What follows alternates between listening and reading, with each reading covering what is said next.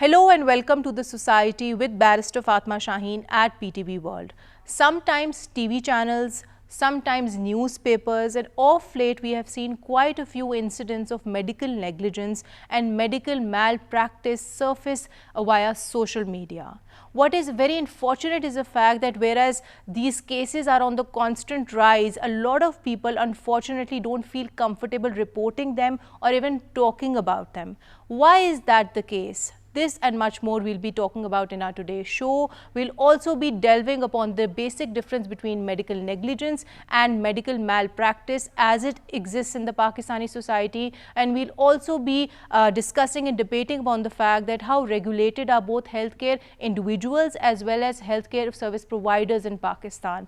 This and much more to follow in today's show, and to do that let me introduce you to my today's panel. My first panelist for today's show is Dr. Ehsan Alim Saab, who's a specialist in clinical and medical negligence claims in UK and Ireland, along with being a senior orthopedic surgeon. Assalamu alaikum, Dr. Saab, and welcome to the show. Assalam.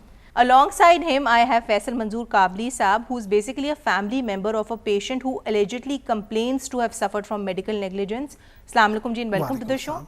And my third panelist for today's show is Ms. Amna Umar Khan, who is a journalist as well as being an activist. Assalamu alaikum, Amna, and welcome to the show. Basically, Dr. Saab, to get the conversation started, when we talk about medical negligence, it is very important for us to understand at a very layman perspective that, what all does it entail and what does it not entail?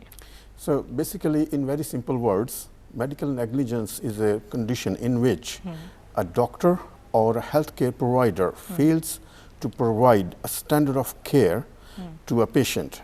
What would have been expected from a person of similar qualification, experience and training under those circumstances?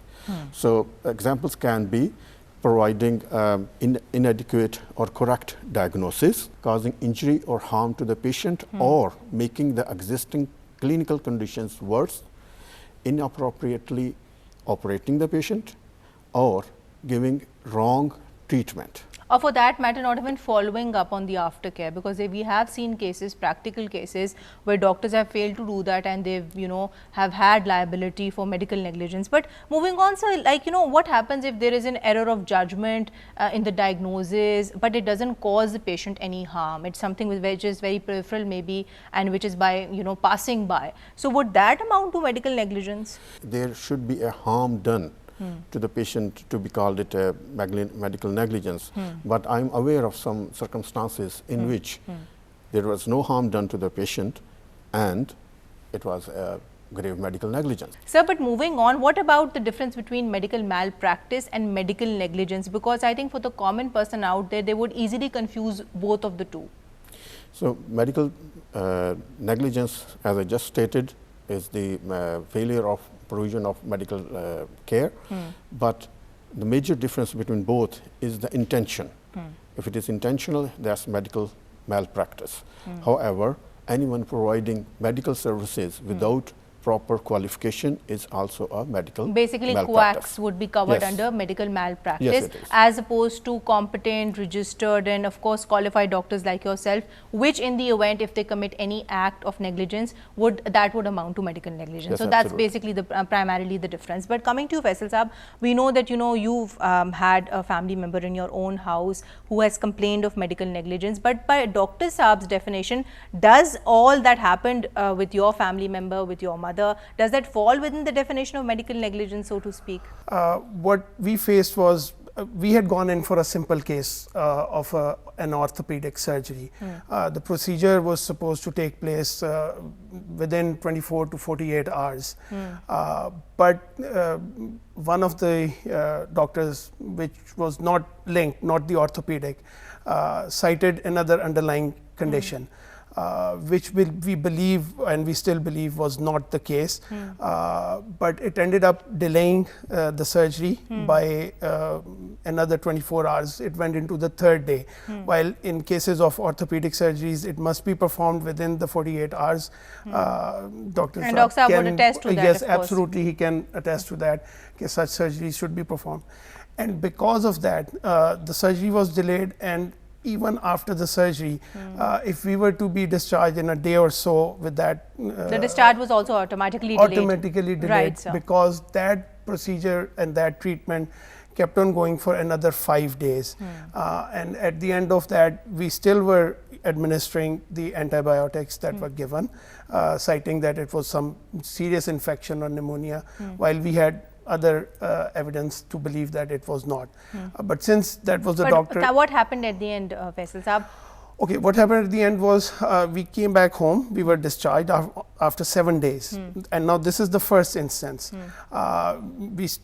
And now since there was the right diagnosis was not made, there was an underlying problem, but it was not the lungs, it was the heart.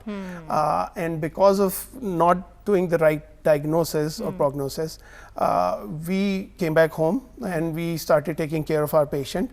Rehabilitation is very important and key in such cases. She was bedridden and then she needed physical rehabilitation with physiotherapy and everything. While we were doing that, about 1 week into it, she had an episode, MI, myocardial infarction. So that was basically because of the wrong diagnosis, the wrong treatment? I believe that's what happened, because had they known that this was because there was effusion in the lungs, and that was because of the heart, not because of the lungs. Had they cited that was the case, they would have gone a different route, taken a different treatment, right, given different medication, different SOPs. Which they did in the second time. We ended up in the hospital again. But thankfully your mother is fine. I would Yes. want to get your narrative on this, Faisal Saab, but you know, there's so many other aspects we have to discuss too. But you know, Amna, this is a very complicated area, whether you take it from the legal perspective, whether you take it from the societal perspective for that matter, even from the medical perspective. Two people can go to the same doctor, you and I can go to the same doctor, but you might complain that, you know, he's not good and I might find him to be the best doctor in the world. So what is that objective standard by which it is determined that yes, in this case, in her case, he was, you know, not medically negligent, but in Fatma's case, he was, or vice versa? No, that's one of the problems in Pakistan, is that there is it's very ambiguous what it is. So in other jurisdictions, there's a long case of jurisprudence. Many people go for litigation at the smallest kind of dissatisfactions. Patients will go, courts will hear it. That's why there's a long series of jurisprudence which has developed on this topic. So courts have along determined what is medical malpractice, what is negligence. In Pakistan, the problem is that even doctors themselves are not quite sure what constitutes malpractice. That's very right, or not. Amna, because the doctors can easily go back and they can say that, you know, whatever we did was as per the standard protocol, and we have a body of responsible doctors supporting us. So where do you actually hold that doctor, you know, responsible? Technically, in the legal aspect, doctors have a reasonable duty to care, and internationally that duty to care has been developed with more and more cases. Sometimes it even goes overboard.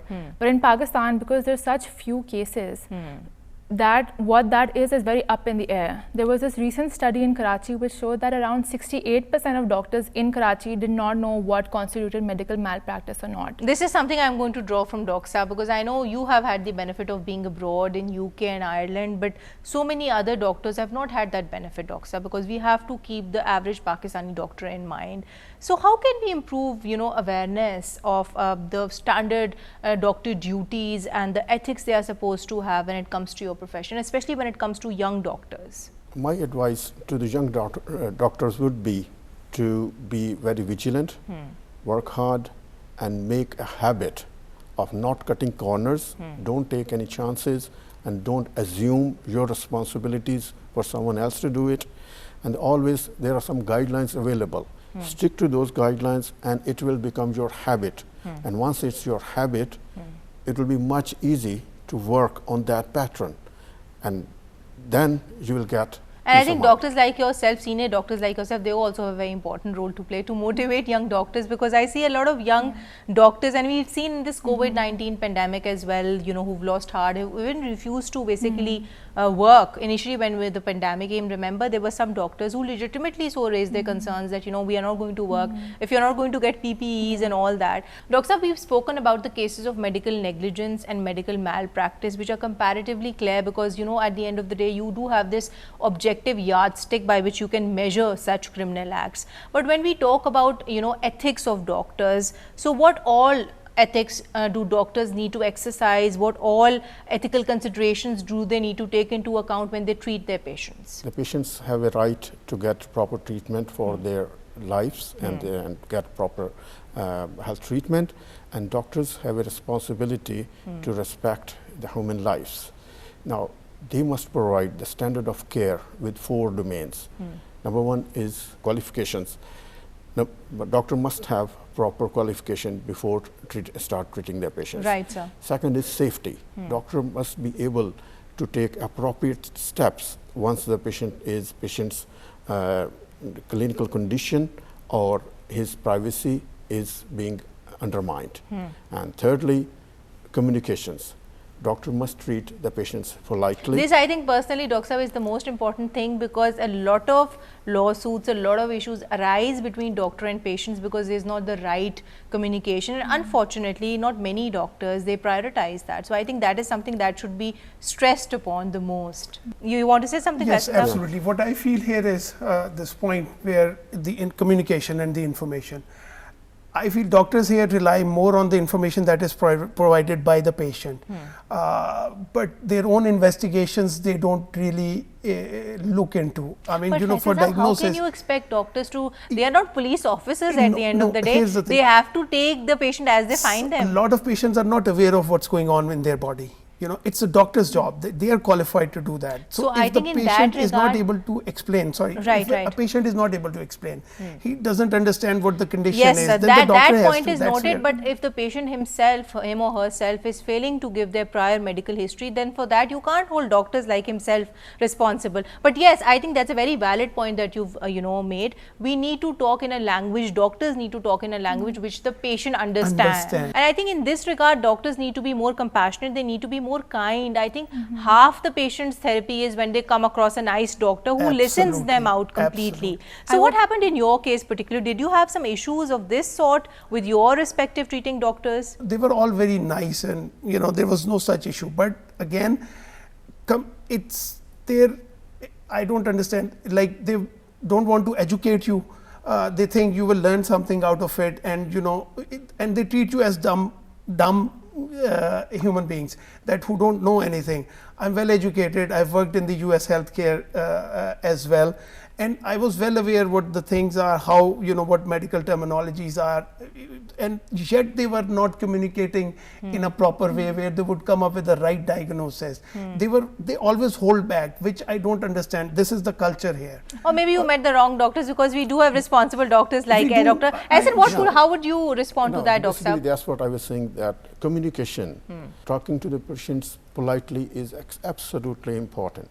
They would easily basically be, violating their rights as a doctor in that regard.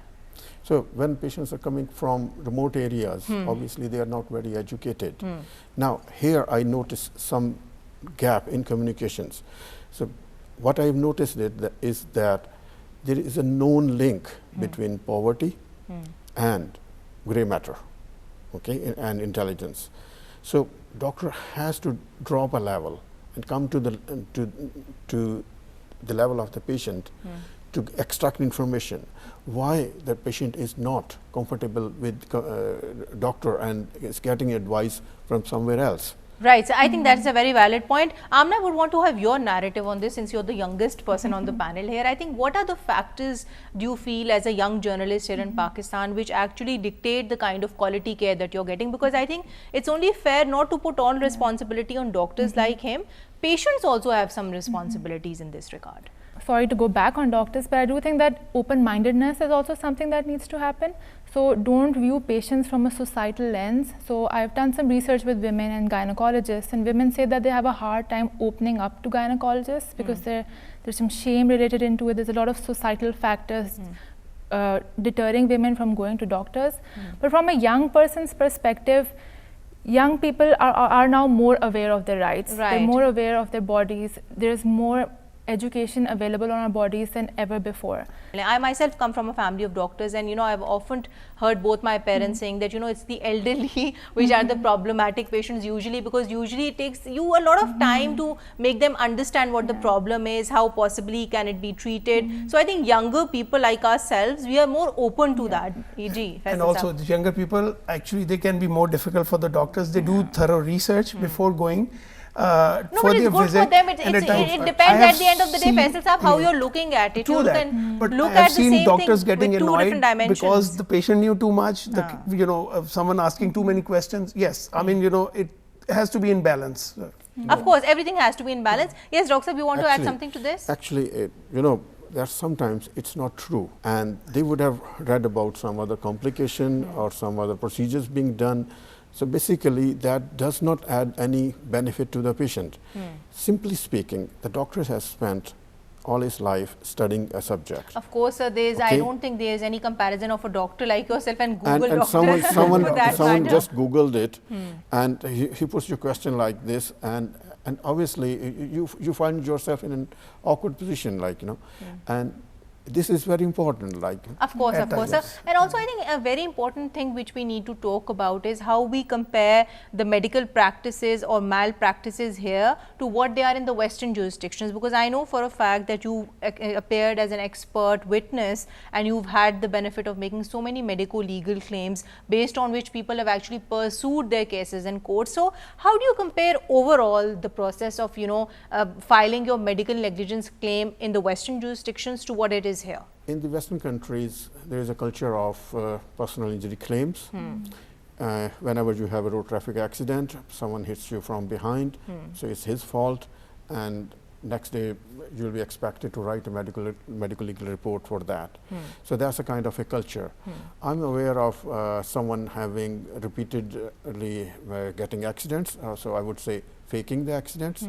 So same car, same person getting accident on the same roundabout for 4 or 5 times, and someone from an office window saw that, oh, it's the same guy, and he was then reported, like, you know. Of course. So these are the things that actually it's a culture. They know how to extract money, either from the doctor or. Exactly, sir. But I think this is because it's a very valid point that you've raised, because they know that they can possibly get away with it. In Pakistan, on the contrast, we don't have people even talking about such issues. I think you are one of the exceptions, Faisal Saab, and I was actually took me quite some time to get to you and to convince you to be on this show so that we can talk about the issues which are necessary. I fail to understand that, you know, considering that this is as much a social menace as there are other social, you know, evils existing in the Pakistani society, why then is the Pakistani common man out there so reluctant to talk about it? Primarily because they are not aware of their rights. They don't know which forum to go to, where they can, if their voice will be heard, and how they have been cheated or neglected in any medical practice that they have faced. Right. And but I think of late, Faisal Saab, social media has had a very important role to play, because we see so many, like recently there was this actor who took to social media to talk about this medical negligence which happened with one of his family members, and so many others. So I think you have to give media that benefit of actually starting the conversation on medical negligence and making it relevant and sustainable too. And what would your narrative on this? Because I do know you write very actively on such issues too. So media has started reporting more about it, and I would disagree. I think people are now more aware of their rights, but they still don't go and file a complaint. So there are many cases, hospitals and doctors will testify that they'll fear for their lives. When there's a malpractice incident that happens, someone will come with guns into the emergency room. People will trash the hospital property, but say they'll threaten the doctor for their lives, but they won't register a complaint. So that's a social problem that we should look into That's a social problem, ourselves. which is why we have this show here of the society talking about it as a social issue. But Amna, I think the thing is that media, as we all know, is a double-edged sword, and it has that power to make and, you know, break perspective. So we need to make sure that all such issues are highlighted in the right narrative and they are put forward in the right way. Well, I think media has for some part done a good job. So there were some cases this year too in Multan. There was this facility for eye care, and a lot of women with eye infections were going, and then there were cases of blindness repeatedly. And when the media shed a light on this, then the PHC conducted an investigation and that facility was shut down and fined.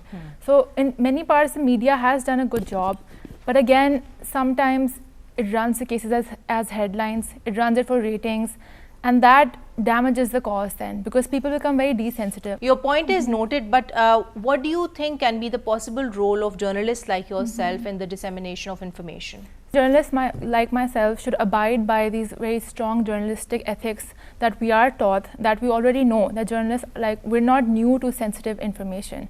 So things like protecting patient information, protecting patient privacy, and then, you know, and also the tone and the language that you're using to actually describe the incident that happened, because that can also have a very negative effect. So in countries like Italy and even in the US, journalists have spoken out about this, that because of very sensationalized reporting, doctors are themselves afraid to now conduct a lot of practices. Doctors are very afraid, and that's directly a result of media overblowing every situation, even which is not malpractice. Journalists need to go hand in hand. They need to protect the patients, of course, and they need to protect the doctor's interests as well. And I think a very important issue that needs to be highlighted in this regard is that of media trials. That is something that we need to get rid of. You cannot give a verdict on somebody's guilt, exactly, until unless it has been determined by a court of law. So I think that is something which should not be done. Dr. Saab, what would your narrative be? I know you worked abroad, so how do you compare the media's reporting in the UK with what it is here, especially when it comes to medical negligence and malpractice cases? There was no proper channel to vent their anger. So now in Pakistan, they have a well-established system now, Punjab Healthcare Commission, so they can lodge their complaint, which will be dealt with properly. But still, Dr. people choose to go to the media first, like you yourself. I know we've had this conversation before the show, that you came to this show rather than knocking on the doors of the courts, or for that matter going to the Healthcare Commission. So you can't deny the fact, sir, that media inevitably will have that importance nonetheless. Of course, what you're saying is right. They are not one, there are several forums to address your complaints when it comes to malpractice and medical negligence. But I think media will still regardless have this pivotal role. Well, absolutely, media has a role. At least someone will be heard, but it will not be dealt. Of course. But talking about the regulation which you just mentioned right now, that we have the Punjab Healthcare Commission here, which regulates the conduct of healthcare service providers as well as professionals too, for that matter. How do you compare this with its counterparts in UK and Ireland? Because there I know the grip on doctors is much stronger compared to what it is here. Yes, absolutely. It's much tough on doctors.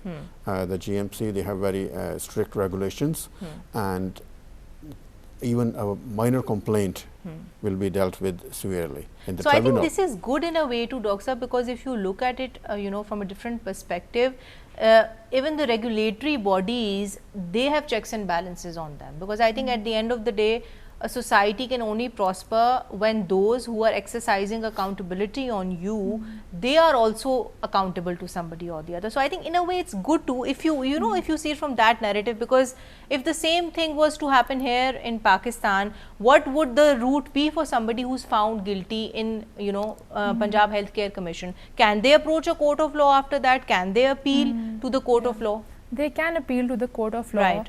But so cases have not gone that far. So people who appeal to the court of law, they usually do so when the Punjab Healthcare Commission is not listening to their complaint or is not responding to the inquiry.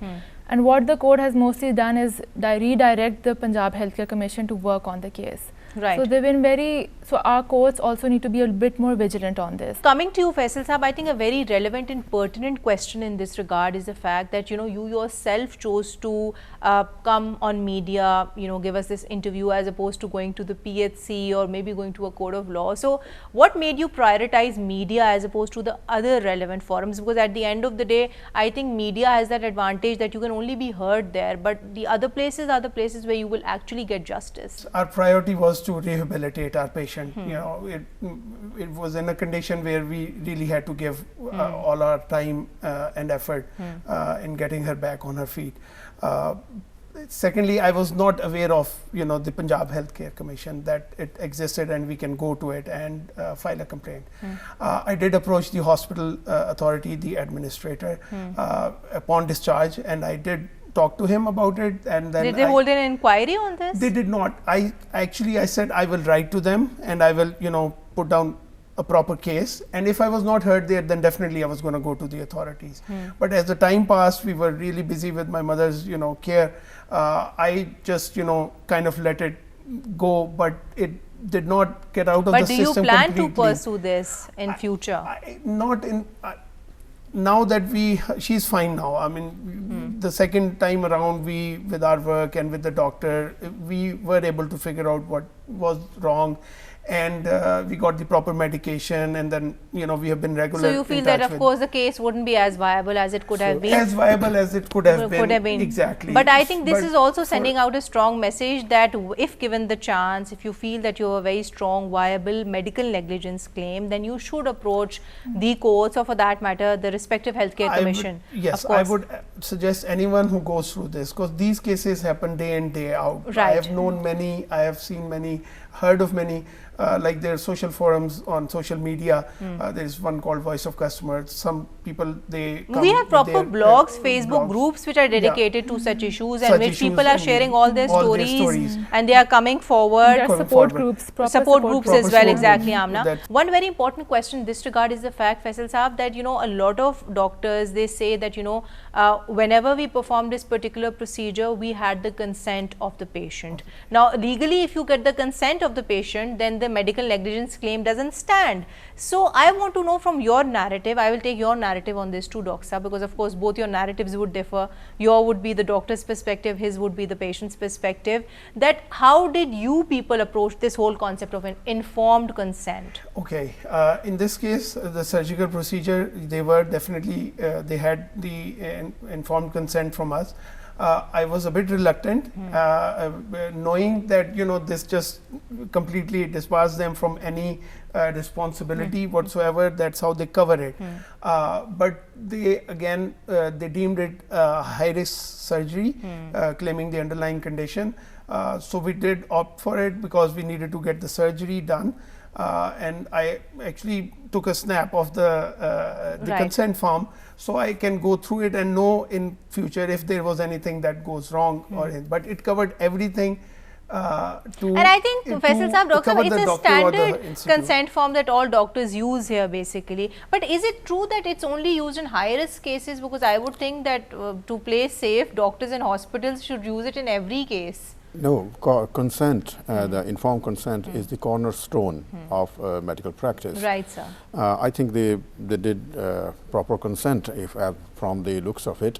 What is consent? Consent is basically you inform the procedure to the patient in detail and the risk of complications. Right. Even if it is 1%, you must mention it to the patient. And what if, sir, it's a known complication, like if somebody has to go through X procedure, and we all know scientifically that Y complication has to occur if that person goes through the X procedure. So would that amount to medical negligence then? No. If it happens, it does not mean that it's going to happen, and you can get away with it. But there is some line where you draw, and those were appropriate steps taken for the prevention of those complications, which vary from different to different. And also in the consent, if there is a grave complication noted, although it is not common, it should be mentioned. And I understand from him is that those things were all taken, and he had an opportunity to take their photograph of the consent. Exactly, Dr. Saab, your point is noted. But coming to you, Faisal Saab, I think you would want to add something to this. Yes, absolutely. The informed consent is for a certain surgical procedure. But what goes beyond that, and the treatment that is not part of that, if something is done beyond, how do you deal with that? What doctors then, how is the doctor responsible on that? Because generally, when the patients come with a hip fracture, they are the guidelines are that they should be operated within 48 hours after optimization. Now, there are so many clinical conditions in which the conditions are long-standing. So even then, the guidelines are that we should operate the patient as soon as reasonably possible, because the delay in surgery would have adverse results. And that would possibly lead to a claim of medical negligence. Yeah, that's what again. So, a very important thing in this regard then would be, I think, keeping in mind what both of you have said, you from the patient's narrative, Dr. Saab from, of course, his own medical Dr. Saab's narrative. I think informed consent is something that should be taken primarily again and again then? Because you said that it was taken from you at one point in time. What if, you know, the complication occurred later in point in time? So maybe it is something which needs to be revised. That's just a suggestion. But coming to you, Amna, I think moving on, when we talk about doctor-patient responsibilities, I think a very important thing that we should address in this social issues show is that what are the forums that any person out there has when they want to take their medical negligence claim to a court of law, for that matter, to a regulatory authority. What are those options that they have available to them in Pakistan? So there are actually a lot of options available for people, and that's why it's surprising to me that people don't know that they have forums.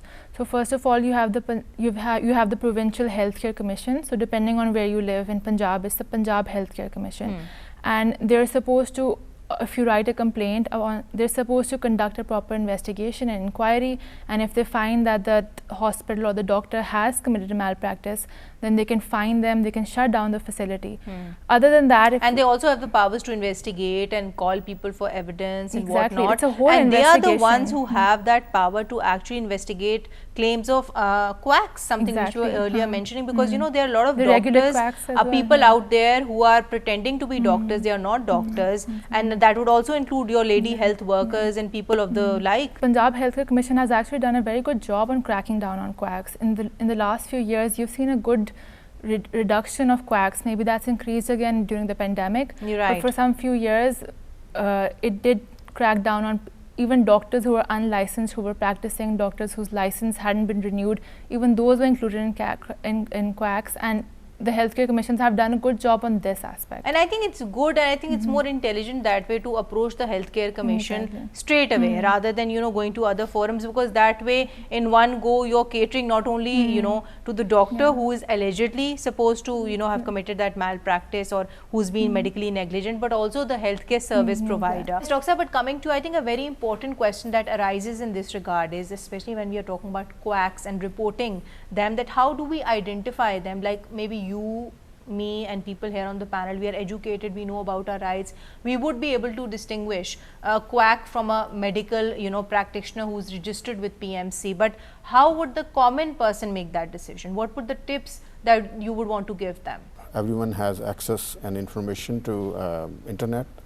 The Pakistan Medical Commission has all the data which is online. Right. You can access any doctor's registration in a matter of seconds.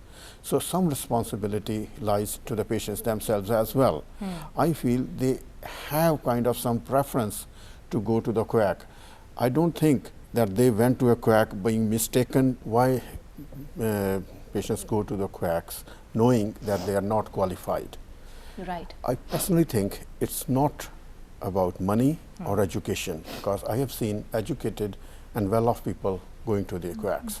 Right. There's some element which I think is missing, is trust and communication. I agree with you on that. So I think that is something that we need to add on to. A very important thing which also rises in this regard, Faisal Saab, is the fact that doctors have this very important responsibility of truth telling. But a lot of times we see that when they do tell the truth, they end up inevitably hurting the patient's sentiments as well. Especially if, you know, when somebody is, God forbid, suffering from cancer, the way they break that news, but they have to do it because it's their responsibility to do that. So coming from the patient's, you know, perspective, how do you feel can a balance be struck in, you know, giving out that news which is very important for the patient, but at the same time not hurting the patient's feelings? It should be clear, it's the patient's right to know what's going on with that person. And here it's socially, we tend to cover up the news, or we don't want to tell the whole thing. But at the end of the day, if the person who's suffering and who does not know what is going to happen and how he's going to go, that may not sit right. The doctors have the responsibility to break that news to the patient, but in a way which is compassionate, which is and I think slowly easier, and steadily, slowly and as they say, steadily, which is because a lot of times I see, doctors, that people, they just, doctors say it right out and without thinking that, you know, what impact it would possibly have on the Actually, patient. it's so a a balance needs to be there, but at the same time the news must be broken. The patient must know what is going on with him or her. Exactly. Dr. Saab, you want to add something to that? No, basically, I agree with him that it's the patient's right to know what's happening, and it's actually a training. Right, and also, sir, it's in his best interest, because until unless you tell them, how are you supposed to treat them? Like, if you hide the fact from somebody that they are a cancer patient, how will you give them chemo at the end of the day? So I think it's a very delicate balance, but it needs to be dealt with the right way. So coming to you, Amna, I think a very relevant question which arises in this regard is the fact that we all, now value doctors more than we ever did, especially post this pandemic, even, during this pandemic. But I personally feel that it has also put a lot of pressures on all the medical professionals out there to do their best. And we have seen a lot of medical negligence cases also surfacing in this regard. So how do you see clinical negligence along with COVID-19? What is the way forward? So the pandemic has actually doubled medical malpractice cases, and it's brought discussions into matters that were not discussed before. So there are some cases of nurses, for example, in Texas, and I think in Pakistan also healthcare workers who were refusing to get vaccinated. And the discussion has now moved, is that medical malpractice? Can you remove a nurse from a job because she refuses to get vaccinated or not? At the same time, the discussion should also go towards doctors' safety and also more on the malpractice of healthcare providers other than doctors. Also over here, the responsibility also comes on other healthcare providers, so healthcare facilities like labs. We know that a lot of labs are giving false positives or false negatives that not only puts the patients at risk, but also the doctors who are treating them, doctors in the COVID lab or doctors who are not in the COVID labs, who are subjected to patients who've had, say, false negatives. So over here, I think the discussion should also move towards people who are not doctors, who are in the Right. I think profession. Dr. would agree with me on this, because when we talk about medical negligence, it's just not, limited to doctors. It should extend to nurses, to pharmacists, to dentists, to labs. to labs. See, that's what I said. The initial thing is patients, of course. doctor or a healthcare provider. But she was mentioning about the COVID-19 and vaccine. I think I would take this opportunity to salute all medical personnel. Vaccine came just yesterday, and they were providing the medical care without PPEs. Right. And risking their own lives. See, a soldier standing on the border would get hurt himself. He knows there will be someone looking after his family. But a doctor, if he gets sick, he will make his whole family sick. So under those circumstances, No, of course, doctors are our heroes. We are nowhere negating that. The front line. and absolutely, I will salute them. But sir, I think the question, maybe we didn't get the question right that way. I was saying that, maybe COVID-19 itself, since we've seen a lot of medical negligence emerge in COVID-19 as well. So I was asking her to comment on that, like any other, like your surgery is that of orthopedic, and COVID-19 being a new virus, we've seen that some doctors, not all, have not been able to tackle it. Faisal Saab, you want to say something? The ethical responsibility lies with the patient as well, with the COVID scenario. We were in CCU, and one of the patients across from our room was diagnosed COVID, and that family refused that their patient be moved into COVID ward. And upon my inquiry, I was told that that patient has been moved, but that patient was not moved. 3 days later, that patient passed away there. And the same doctors were treating, everybody else in CCU. That's right, Faisal Saab, and I think this is something which you were both earlier drawing upon, me and Amna, in that regard, that medical negligence has now, at least in our opinions, been redefined in this COVID-19 era. But coming towards the conclusion of the show, so I think a very important thing that we would want to get tips from you on is the fact that how can doctors like yourself reduce your risk of malpractice? You have to follow the guidelines. For example, I would give example from my field, from the surgical department. Every single patient you operate, you get proper consent, mark the site of the operation, properly identify the patient, get a team brief, before the surgery between the anesthetist, surgeon and the nursing staff, so that everyone is aware what we're going to do. And during the operation, just before the operation, you take a timeout for about 30 seconds and identify the patient, check the consent again, check whether the x-rays are labeled correctly, is the proper equipment there, everyone comfortable with his equipment, and the anesthetist is happy, and then you start. And during the operation, the nurses, they will keep account of the swabs and the sharps, and they will inform us just before we're going to close the wound that her sharps and swab count is correct. But sir, that is just addressing medical negligence in the course of a surgery. What if somebody is not a surgeon? I think I agree with what you are saying, because of course you are telling us from your orthopedic surgery perspective, but generally doctors should document everything. You know, if I was to think from the doctor's viewpoint, all of these things exactly, are already documented. Everything should be documented, from the visits of the patient to, you know, the follow-ups and the way they are being taken care of post-surgery, because aftercare, there's a lot of room of medical negligence in aftercare as well. But coming to you, Faisal Saab, would you want to add something to that, considering that, you know, you yourself had a family member who has complained of medical negligence, alleged medical negligence? Absolutely. Firstly, taking up on that point that you were saying, the data of the patient that needs to be recorded from the start to the end, whatever treatment they are getting. In US, basically a patient has one file, and it's that record stays with that patient for the rest of their lives. Whichever doctor they have visited, we have no such system here. It's called HIPAA. HIPAA is the compliance, and you know, because everything is. And this is something which is easier, which will be helpful for the patient at the end of the day too, because tomorrow if things go haywire, they will have something to refer back to as well. Absolutely, and it will secure the doctor as well, that this is what they have done. I mean, in our case, there is a file and everything which was recorded on all, but there were things that were missing, that were not put down. So what are you going to do in that case? Right, so sir. It's very important. So I think documentation has a very important role to play, but I think the take-home message from you for all the viewers should be something more along the lines of, you know, coming forward and reporting such cases, talking about them, just as we do of so many other social evils in the Pakistani society. Absolutely. First thing, I mean, you know, everyone should speak up. If there is wrong that has been done to you, you must speak up, and then go to the right forum. The issue here, what I see, is there is less awareness. Though there is social media, people are talking about it, but it's just a vent. No one is getting justice, as you said. So to get justice, you have to get to the right department and to be heard.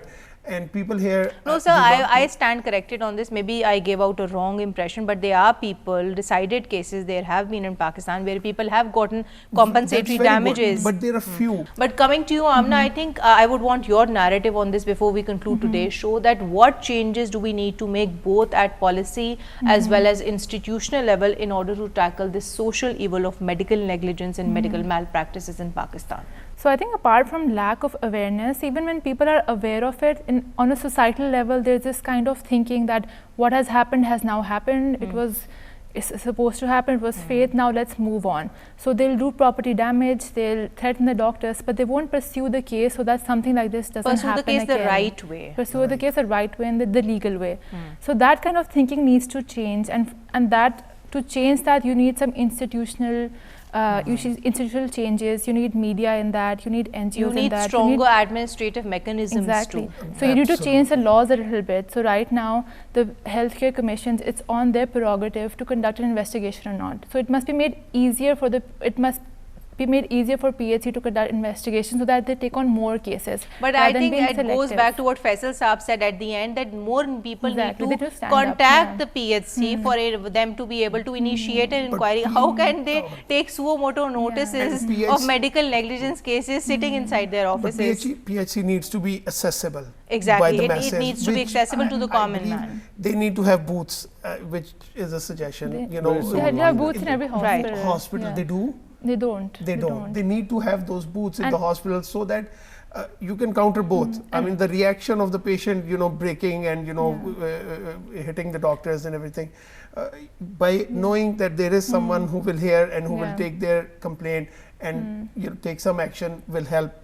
I think at the end of the day, we just need to make access to healthcare system and checks and balances which exist on them more accessible for the common man now. Thank you so much, Doc Saab. Thank you so much, Faisal Saab, and thank you so much, Ms. Amna, for being here with us today. Well, to conclude today's show, the only thing that I would want to reiterate in today's conclusion is the fact that there can't possibly be any healthcare system anywhere in the world where there is no room for errors, where there is no medical negligence per se. So what we should strive as a society is realistically to control and to minimize the risk of medical malpractice and medical negligence in Pakistan, which can only be done if we make people aware, especially doctors and patients, both of their respective rights. On that note, signing off for today. Until next time, take care and Allah Hafiz.